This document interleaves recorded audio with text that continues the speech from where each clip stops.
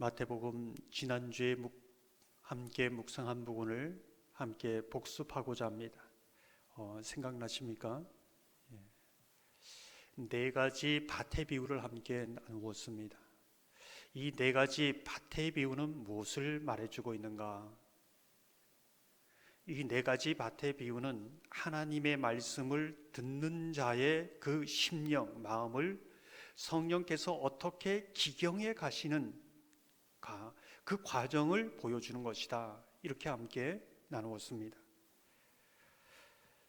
중요한 것은 내가 하나님의 말씀을 듣고 있다면, 그 자리에 머물고 있다면 그 사람은 세상에서 가장 복된 사람인 것이죠.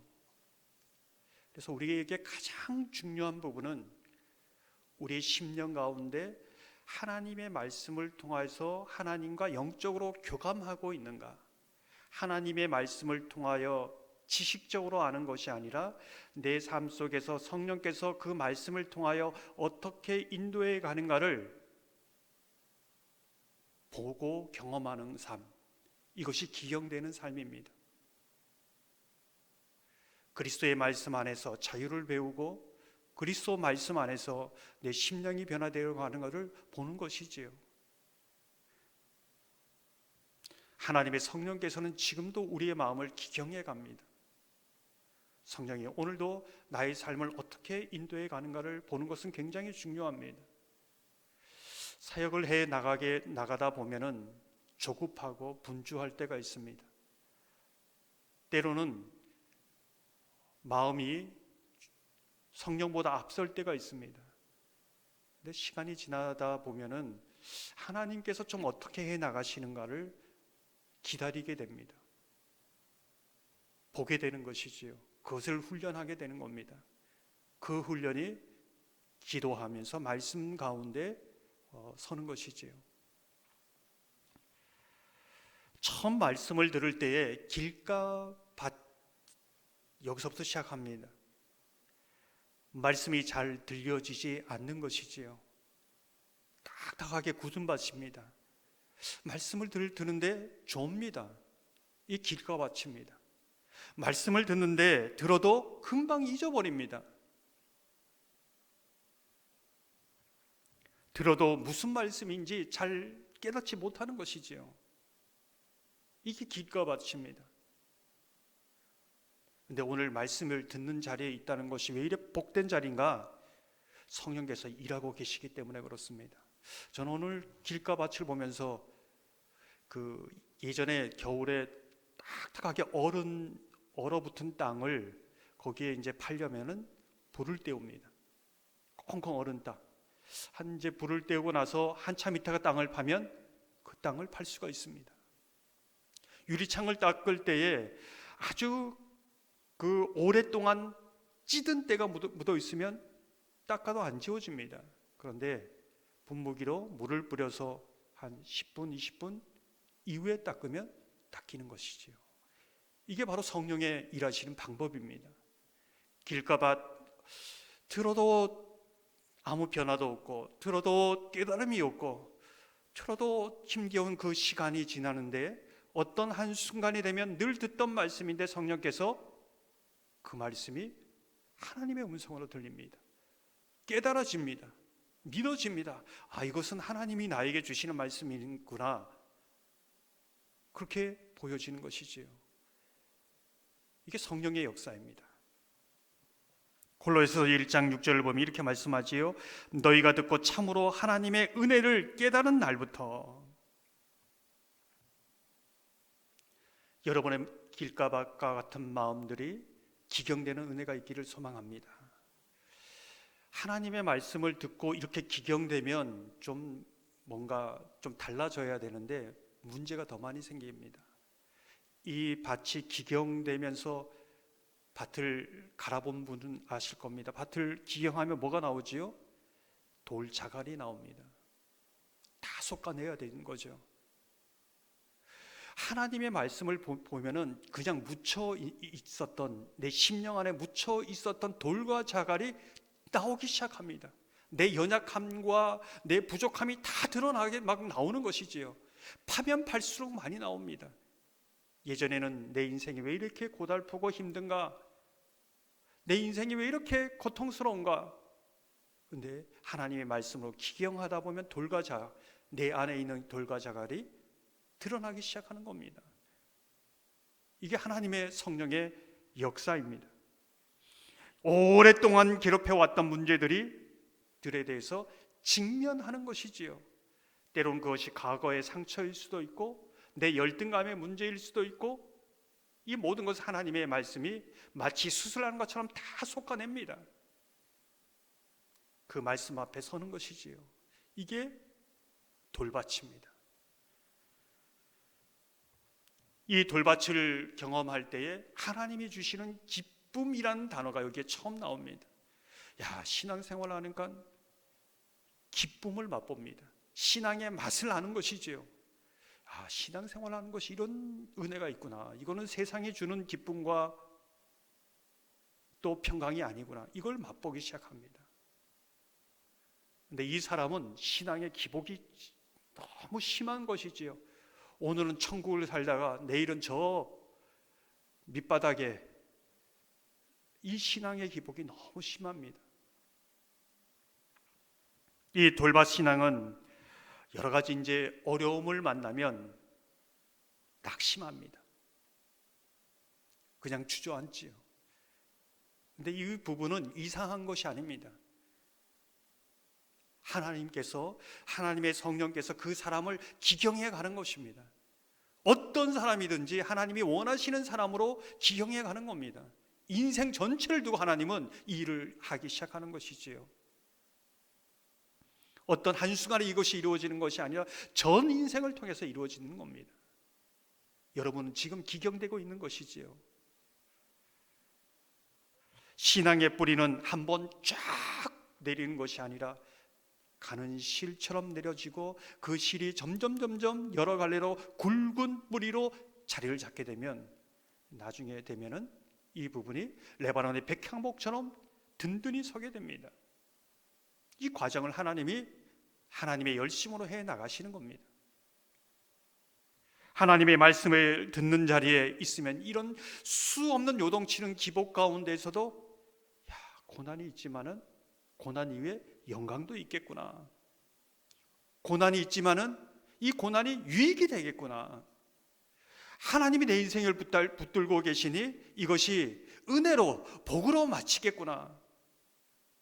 이제 그것을 바라보게 됩니다.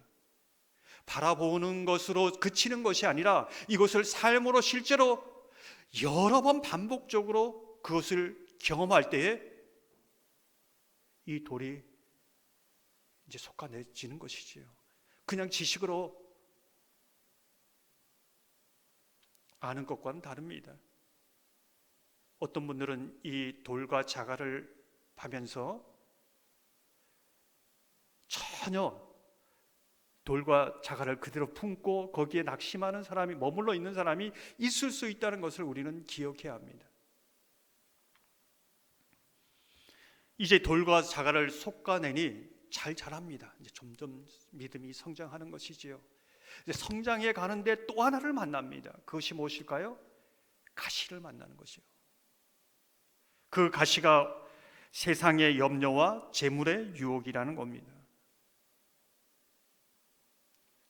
제일 큰 가시, 세상의 염려, 재물의 유혹. 이 염려의 문제, 오늘 아침 눈을 떠도 여러분이 각기 다른 염려의 문제들이 마음으로 다가오지 않습니까? 늘 부딪히는 문제가 이 부분입니다. 염려와 재물의 유혹. 어떻게 할 것인가? 믿는 사람이나 믿지 않는 사람도 이 염려에 늘 매여 삽니다. 이것을 어떻게 해결할 것인가? 마태복음 6장 25절 30절을 보면 이렇게 말씀합니다. 그러므로 내가 너희에게 이르노니 목숨을 위하여 무엇을 먹을까, 무엇을 마실까, 몸을 위하여 무엇을 입을까 염려하지 말라. 오늘 있다가 내일 아궁이에 던지는 들풀도 하나님이 이렇게 입히시거든 하물며 너희일까 보냐 믿음이 작은 자들아. 염려의 문제를 가장 온전하게 해결할 수 있는 것은 하나님밖에 없습니다. 하나님 말씀밖에 없는 것이지요. 뭐라고 말씀합니까? 염려의 반대말은 염려하지 않는 것이 아니라 믿음이라는 것입니다. 믿음으로만 이 염려의 문제를 해결할 수 있다라는 것을 말해주고 있습니다. 하나님께서 입히시고 먹이시고 공급하시는 것을 믿고 맡기면서 나갈 때 하나님의 방법대로 공급해 주시는 것을, 입히시는 것을, 이것도 반복적으로 경험하면서 이 가시를 하나씩 꺾어내는 겁니다. 가시 하나 꺾어냈다고 이게 다 해결되는 것이 아닙니다. 계속 말씀으로 이 부분을 꺾어내면서 나가는 것이지요. 믿음밖에 없습니다. 사람들은 이 염려의 문제를 자기의 방법대로 해결하는 사람이 있습니다. 사람에게 때로는 자기가 가진 것으로, 자기의 방법으로, 경험으로 해결하려는 사람이 있습니다. 하나님은 하나님이 해라면 그 해를 향하여 이 싹이 자라고 빛을 받아야 되는데 이 방향이 바뀌어서 그들을 향하여 자라고 있는 것이지요. 엉뚱한 방향으로 자랄 수 있습니다. 신앙생활은 열심히 하는데 방향이 달라졌습니다. 이 가시떨기에 머물러 있는 것이지요. 디모데전서 6장 6절 10절을 보면 이렇게 말씀합니다. 그러나 자족하는 마음이 있으면 경건은 큰 이익이 되느니라. 돈을 사랑함이 일만하게 뿌리가 되나니 이것을 탐내는 자들은 미혹을 받아 믿음에서 떠나 많은 근심으로써 자기를 찔렀도다. 그리스도인의 최고의 유혹 가운데 하나는 내 삶이 좀 더 풍족해지고 윤택해지려는 것이다. 이렇게 종종 말합니다. 세상 사람들은 더 윤택해지는 것이 인생의 목적처럼 살아갑니다. 인간의 죄성은 가지면 거기에서 만족하는 것이 아니라 더 가시려는 욕심이 있습니다. 그 허한 마음 결품은 돈으로 채울 수 없습니다. 하나님을 만족하는 법을 배워야 한다는 것이지요. 일체의 비결을 배워가야 한다는 겁니다. 가난을 통해서 하나님을 온전히 의지하는 훈련을 배우고, 돈 많은 사람들을 비난해서도 안 됩니다. 그건 그들의 문제가 아니라 내 문제입니다. 물질이 많으면 도움이 필요한 사람들을 살펴보라는 그러한 마음으로 이 사명을 해가는 것이지요. 이게 경건입니다. 이것을 이제 계속 말씀을 통하여 기경해 갈 때 오늘 말씀을 보면 드디어 꽃을 피고 열매를 맺을 수 있다는 것입니다. 이 부분은 단계적으로도 일어나지만은 동시적으로 일어납니다. 좋은 밭을 같은 사람이 오랫동안 나는 뭐 괜찮아, 참 신앙생활 잘해 하면 다시 길가밭이 될 수도 있습니다. 늘 깨어서 하나님의 말씀으로 마음과 생각을 지켜나가야 하는 것이지요. 성령이 인도해 가시는 그 방향, 발자국을 따라가는 것이 굉장히 중요합니다. 30배, 60배, 100배라고 말하는데 그 부분은 하나님의 역사는 한계가 없다는 것을 말해주고 있습니다. 끊임없이 그 영향력은, 선한 영향력은 끝이 없이 하나님의 역사를 이룰 수 있다는 것을 보여주고 있는 것이지요. 저와 여러분의 마음밭이 하나님의 말씀을 들음으로 성령 안에서 계속적으로 기경되어 좋은 밭 안에서 30배, 60배, 100배 열매를 맺는 은혜가 있기를 소망합니다. 오늘도 성령께서 여러 마음속에 나는 지금 어떤 부분의 밭에 머물러 있는가, 어떤 밭을 기경해 가고 있는가 말씀해 주시기를 소망합니다. 오늘 본문은 예수 그리스도 안에서 사는 저와 여러분을 천국의 제자된 서기관으로 그렇게 비유하고 있습니다. 52절을 보면 이렇게 말씀하지요. 예수께서 이르시되 그러므로 천국의 제자된 서기관마다 마치 새 것과 옛 것을 그 곳간에서 나여오는 집주인과 같으니라. 천국의 제자된 서기관으로 산다는 것은 어떤 것인가? 옛 것, 성경 말씀 보면 율법의 말씀을 얘기합니다. 예수 그리스도를 만나기 전에, 말씀을 알기 전에 알았던 것을 의미합니다. 이것을 새 것, 예수 그리스도의 복음 안에서 새롭게 해석하는 삶, 이것이 천국의 제자된 서기관의 삶이다. 이제 오늘 성경은 그렇게 말씀해 주고 있는 것이지요. 24절에서 30절을 보면 가라지 비유를 말씀해 주고 있습니다. 이 가라지 비유를 천국의 제자된 서기관의 삶으로 어떻게 해석할 것인가를 보여주고 있다, 이렇게 볼 수 있습니다. 가라지 비유에서 아주 상반된 두 가지 반응이 일어납니다. 가라지의 이 부분에 대해서 종들의 반응이 있습니다. 이 가라지에 대해서 주인의 반응이 있습니다. 저는 이 종들의 반응을 옛것이라고 말하고 싶고, 또 주인의 반응을 새 것이라고 말하고 싶습니다. 우리가 이제는 종의 관점에서 주인의 관점으로 봐야 된다. 이것이 천국의 제자된 서기관의 삶이다라는 것을 볼 수 있는 것이죠. 종들은 어떻게 반응합니까? 27절, 28절 후반절을 보면 이렇게 말씀합니다. 집주인의 종들이 와서 말하되 주여 밭에 좋은 씨를 뿌리지 아니하였나이까? 그런데 가라지가 어디서 생겼나이까? 그러면 우리가 가서 이것을 뽑기를 원하시나이까? 이제 종들이 이렇게 말하는 거죠. 내가 수고해서 열심히 주인의 말씀대로 이렇게 살았습니다. 그런데 왜 가라지가 생긴 겁니까? 이게 우연입니까? 주인이 나에게 주신 이 씨가 좋은 씨 맞는 겁니까? 잘못 주신 것 아닙니까? 그렇다면 이 가지를 당장 뽑아 버려야 되지 않습니까? 이게 종들의 반응입니다. 이와 반대로 주인의 반응은 어떠한가? 29절 전반절과 28절 전반절과 29절 30절을 보면 이렇습니다. 주인이 이르되 원수가 이렇게 하였구나. 주인이 이르되 가만두라. 가라지를 뽑다가 곡식까지 뽑을까 염려하노라. 둘 다 추수 때까지 함께 자라게 두라. 주인은 어떻게 반응합니까? 원수가 그렇게 할 것을 예상하고 있었다는 겁니다. 원수가 이렇게 하였구나. 곡식과 가라지가 함께 지금 자라고 있지만은 가만두어라, 이렇게 말씀하고 있는 것이죠. 때가 되면 하나님께서 이것이 다 드러날 것이다. 분명히 구분된다. 그때까지 기다리라.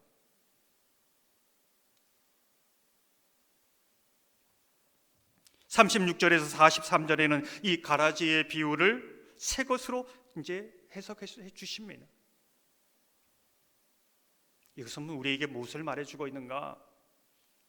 우리 삶에 수많은 가라지가 있다는 겁니다. 사람마다 그 가라지는 다 다릅니다. 그럼 어쩌면 우리는 종들처럼 예수님께 그렇게 말할 수 있습니다. 도대체 내가 신앙생활 이렇게 열심히 하려고 했는데 왜 이런 일을 만납니까? 뽑아버려야 되지 않습니까? 정말 내 삶을 인도해 주시는 거 맞습니까? 이 종들처럼 반응을 한다는 거죠. 이것이 옛 것입니다. 그럼 복음 안에서, 예수님 안에서 어떻게 해석해야 되느냐?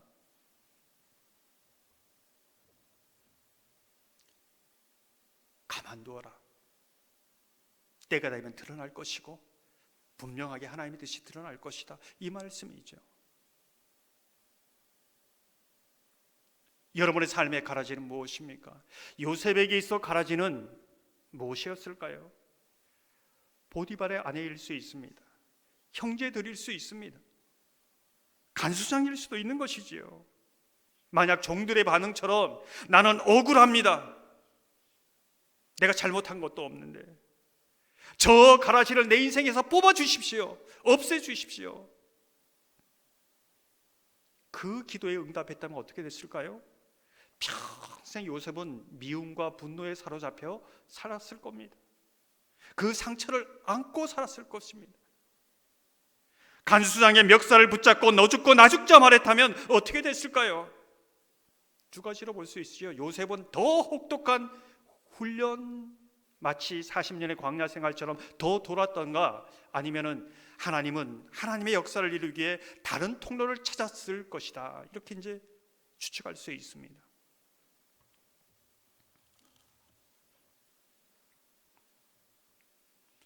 곡식과 가라지가 요셉의 삶에 때가 되었을 때 분명하게 드러났습니다. 하나님의 뜻도 드러났습니다. 하나님의 그 섭리로 드러나는 것이지요. 그때까지 인내하고 기도하면서 믿음 가운데 서갔던 것을 기억합니다. 가만두어라. 어쩌면 우리는 교회 안에, 아니 일상생활 안에 수많은 가라지를 만납니다. 교회 안에도 곡식도 있지만 가라지도 있습니다. 우리의 삶에 예기치 못한 가라지를 많이 만납니다. 어떻게 해야 됩니까? 너희 이제까지 예수를 알기 전에 종들처럼 반응하지 않았느냐? 이제 주인의 반응처럼 복음 안에서 하나님을 신뢰하고 기다리고 인내해라. 주께서 주시는 결말을 보아라. 이제 이것을 말씀해 주고 있는 것이지요. 우리의 삶의 순간순간도 그렇고 우리의 인생의 마지막도 그렇습니다.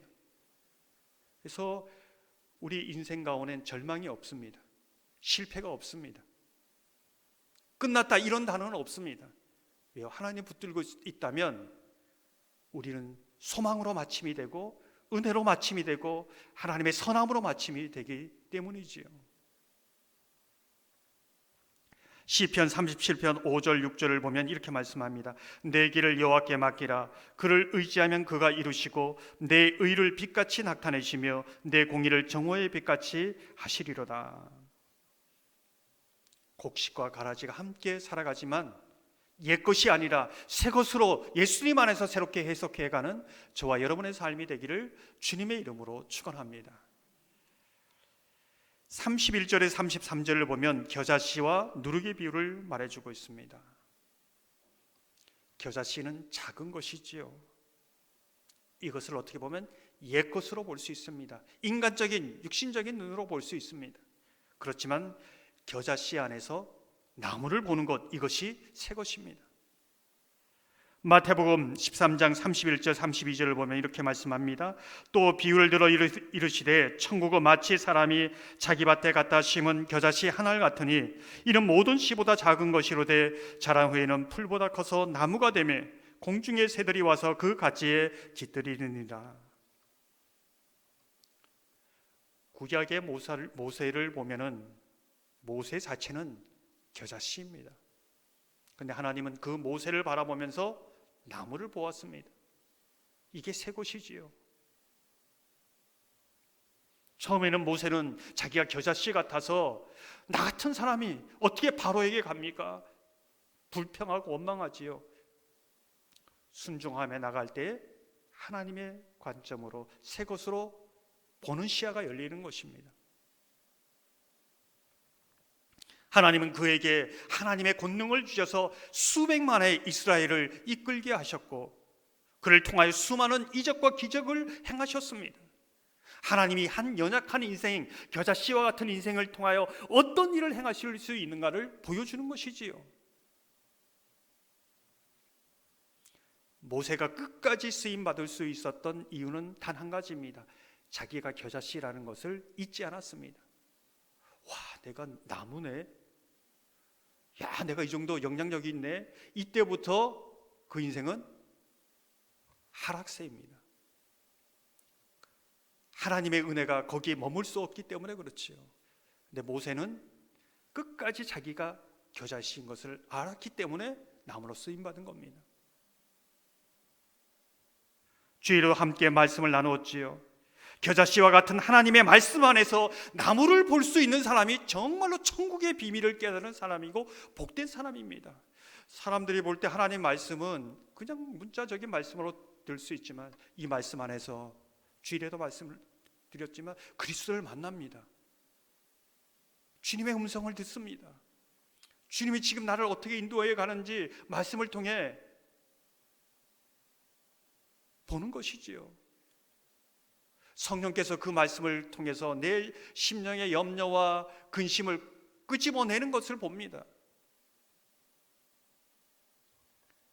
정말 겨자씨와 같은 보잘것없는, 요즘 성경 너무 흔하지 않습니까? 그러나 거기에서 나무의 비밀을 아는 사람이 천국의 제자된 서기관이다, 이렇게 볼 수 있는 것이지요.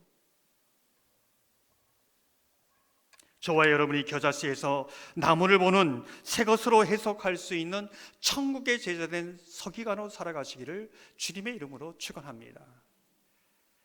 오늘 44절에서 46절을 보면 밭에 감추인 보물과 진주의 비유가 나오고 있습니다.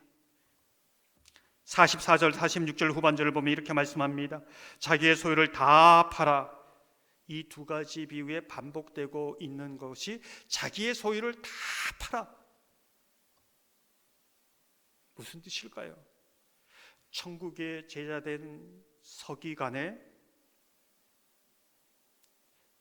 관점이 어디인가? 세상의 보물에 대한 거기에 진정한 가치를 두는가? 이것은 옛 것이지요. 근데 정말 내 소유를 다 팔아도 주의 인자가 나의 생명보다 낫습니다. 이 고백처럼 예수님이 나의 정말 보물입니다. 보배입니다. 예수님과 비교될 수 있는 것이 없습니다. 내 전부를 팔아 예수님만 있다면 저는 그것으로 만족합니다. 이 고백입니다. 이게 천국의 제자된 서기관의 고백이라는 것이지요. 하나님은 우리를 기경해 가면서 이 고백으로 하나님, 내 소원 이루어 주십시오. 내가 원하는 것 들어주십시오. 처음엔 이럴 수 있습니다. 그러나 정말 신앙이 성장하고 성숙해지면 하나님의 소원이, 하나님의 뜻이 내 삶 속에 이루어지길 원합니다. 정말 하나님이 원하시는 것이 무엇입니까? 저는 그것을 알고 싶습니다. 그리고 하나님 앞에 설 때에 내가 하나님의 뜻을 행한 것을 말하게 해주십시오. 이걸 구하는 겁니다. 이게 천국의 제자된 서기관입니다. 신약에 보면 옥합을 깨뜨린 여인을 이야기를 여러분 잘 아시지 않습니까? 왜 제자들이, 주변 사람들이 분노했을까요? 직선적으로 말하면 예수님의 가치보다 향유의 가치가 더 크게 보였기 때문에 그렇습니다. 이 가치로 예수님에게 붙는 것은 낭비라고 생각했기 때문에 그렇습니다.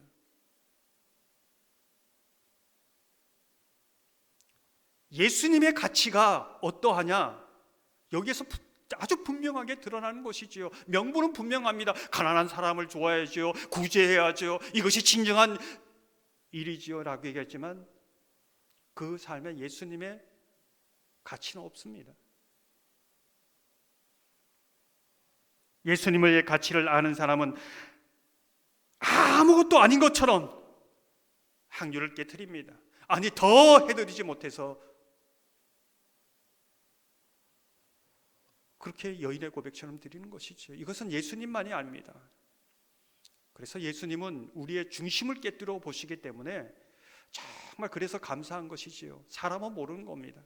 그래서 항상 우리의 중심이 하나님 앞에 진실되고 항상 어디에 우리가 가치를 두고 있는지 주님은 정확하게 깨뜨리기에 그것이 사람은 몰라줘도 감사한 것이지요. 사랑하는 성도 여러분, 저와 여러분이 곡식과 가라지가 섞여 사는 이 가운데에서도 성령으로 그 마음같이 기경되어서 열매를 맺는 알고 곡식이 되기를 소망합니다. 겨자씨 속에서 나무를 보시는 하나님의 눈으로 내 인생을 보고 또 말씀을 보고 늘 새 것으로 해석해가는 천국의 제자된 서기관 되기를 소망합니다. 예수 그리스도, 입으로는 주 예수보다 귀한 것이 없네, 입의 고백이 아니라 정말 내 인생에 예수님밖에 없습니다. 예수님이 나에게 최고의 보물입니다. 이 고백이 여러분의 간증이 되고 정말 그 고백을 들으시는 예수님이 너무 마음을 흐뭇해 하시는, 정말 예수님은 좋습니다. 예수님을 사랑합니다. 이 고백이 저와 여러분의 고백이 되기를 주님의 이름으로 축원합니다. 이 시간 말씀을 생각하시면서 428장 함께